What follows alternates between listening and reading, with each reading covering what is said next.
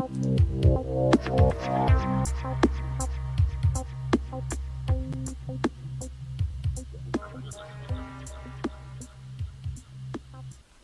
this is Professor David Bishai, and this is our lecture on market power in the healthcare system.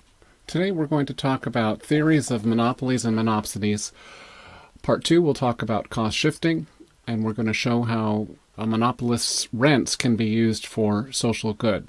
In Part 3, we'll talk about applying our theory to show how monopoly hospitals meet with monopsony managed care companies and payers. And in Part 4, we'll bring up theories about nonprofit hospitals. We'll see that Medicaid programs across the country have been successful in getting prices close to marginal cost. They do this because they have the power to do it as a large player in most health insurance markets. The other thing that happens in these markets is that uninsured people can come to a hospital and receive care with limited means to pay their bills. Often they just absolutely cannot pay their bills, and the hospitals have a legal duty to stabilize all patients. It's not legal to send an uninsured patient who is dying out to the street to die because they don't have insurance or can't pay their bill. Market power dictates in the end who will pick up the slack, who is going to help the health system keep running. If we have Medicaid payers never paying more than marginal cost, never allowing hospitals to invest in capital, and we also have the problem of lost revenue from uninsured patients. And market power studies can help us see how this happens. We also know that market power can lead to lower social welfare. Social welfare is maximized when marginal benefit of every act of care equals its marginal cost. And in our theory of competitive markets, that's where supply meets demand. What happens with market power, if the supplier has power, they can charge prices that are higher than marginal cost by restricting the supply. And by holding off supply, they can get the price to go up to their optimal price. When that happens, society doesn't get goods to transfer. Hospitalizations don't happen because the monopolist has held back on the supply in order to achieve higher prices. And all of those medical care events that don't occur, if their marginal benefit is higher than their marginal cost, that is a loss to society. So market power is out there, and it can be a force for higher social welfare or lower social welfare, which is why economists really need to pay close attention. So let's go back and build up our theory of monopoly, theory of monopsony, and talk about what's going on in this area. And when we first see a demand curve, we know it's a relationship of the market price graphed on the vertical axis to quantity demanded on the horizontal axis. There's another way to see this same exact relationship. One way to see it is an auction. Let's imagine we're attending an auction, and an auctioneer comes out to the market, to the buyers, and announces to the buyers, I'd like everybody to raise their hand if they would buy this product at $100. We look around and we find that 50 of the potential market says, yes, I would buy it at $100. And then the auctioneer says, okay, how about at $60? The price goes down, we expect more people to say yes, and on and on. Seeing the demand curve as an auction, almost like taking a survey of how many people derive marginal benefit at least as high as $100, and fewer people get marginal benefit high. How many people get marginal benefit at least as high as $60? 100 people say it's that high, and so on. Marginal benefit is being graphed against price on a demand curve. The same with a supply curve. One can look at a supply curve as an auction to suppliers, and they say to potential suppliers, if the price for your commodity were $70, how many of you would enter the market? 60 say yes, the price isn't so high for them. Auctioneer says, okay, would you enter this market if the price for your product was $100? And 100 say yes, and the higher the price goes, the more people enter. Again, this is a schedule of the marginal cost. There are more firms that can supply this commodity with a marginal cost of $100 than there are who can supply it at $70. It's just harder and harder to supply the curve as the marginal cost gets lower and lower. And so that's what we're seeing on the supply curve. We come to a competitive equilibrium between these supply and demand curves. We know from that the best part to be is here at point A, where the demand curve meets the supply curve. What's happening here is that we've found that the number of people saying my marginal benefit is equal to the price at point A is exactly equal to the number of firms that says my marginal cost is equal to the price at point B. So we can't move to the left of point A without getting off of that beautiful marginal benefit equals marginal cost point. To the left of A, the marginal benefit is higher than the marginal cost. We could make people happier by moving to the right. We could find more suppliers and create more social welfare by moving to the right. To the right of point A, in this space out here, marginal cost is higher than marginal benefit. And to supply units to the right of point A means they cost more to produce than the benefit to society, and we're going to incur deadweight loss. So point A means that if we go to the right of it, we are having losses to society, and we move to the left of it, we're having losses to society. For one firm in a competitive industry, we know that the market price is not affected by their entry, and from their perspective, the demand curve looks flat. Although in the entire industry, we see that demand curves are not flat. But for one firm in a competitive industry, they are price takers. They have to scale their own production to have the optimal number of workers and capital to produce an output that breaks even when sold at that market price. So they have to say, should I enter? And they enter if their marginal cost is equal to or less than the market price.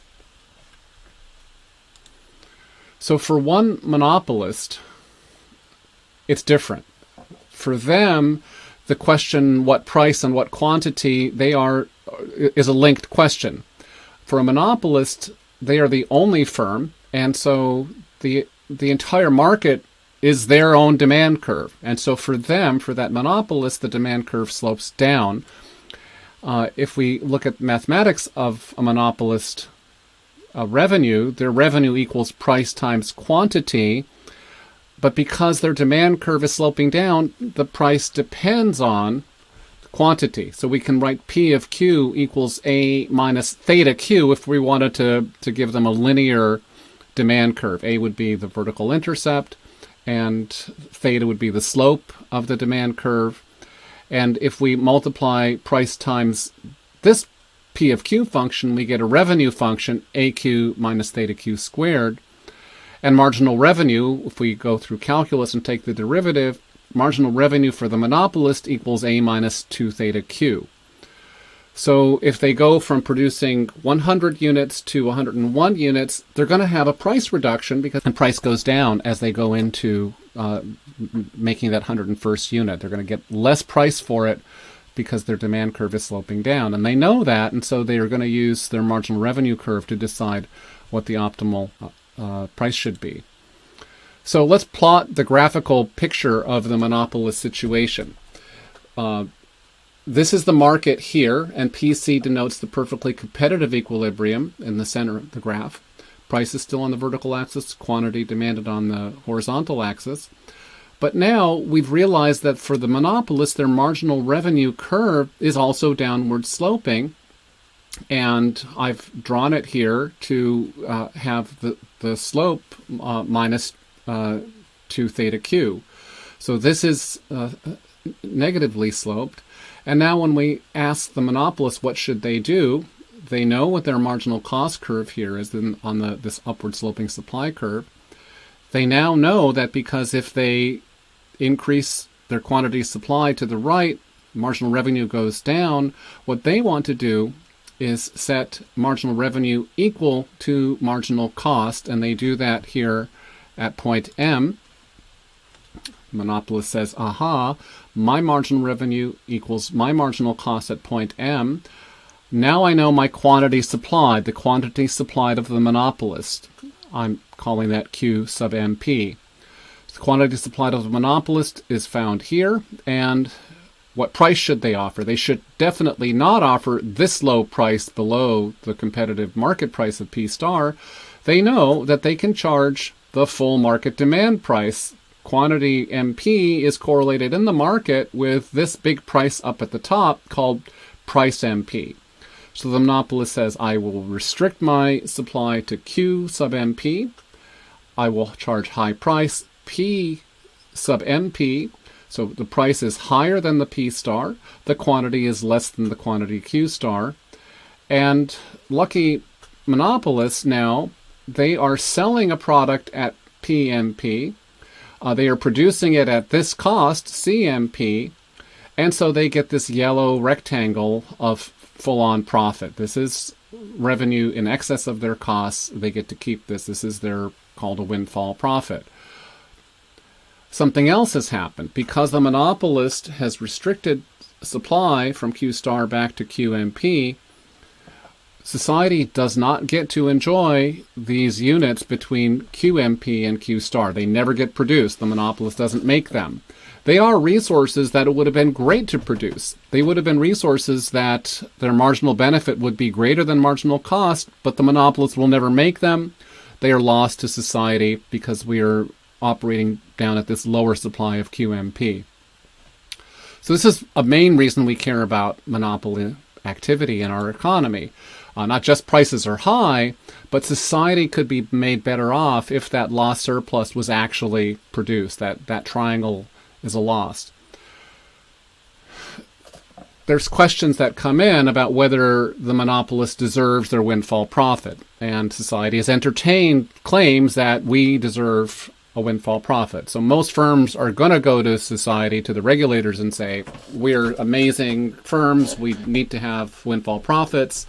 So they usually make a case. The typical way you get the government to give you the rights to a monopoly are to say, we are a natural monopoly.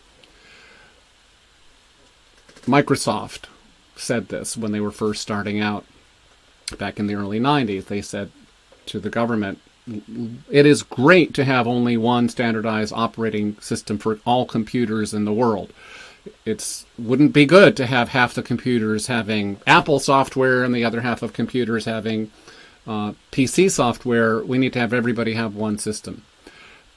People said, well, I don't know so much about computers. Is that a good idea or not? Eventually, it was judged to be not a great idea. And Microsoft was sued by the Justice Department for antitrust and lost that case. There is not a natural monopoly in computer operating systems.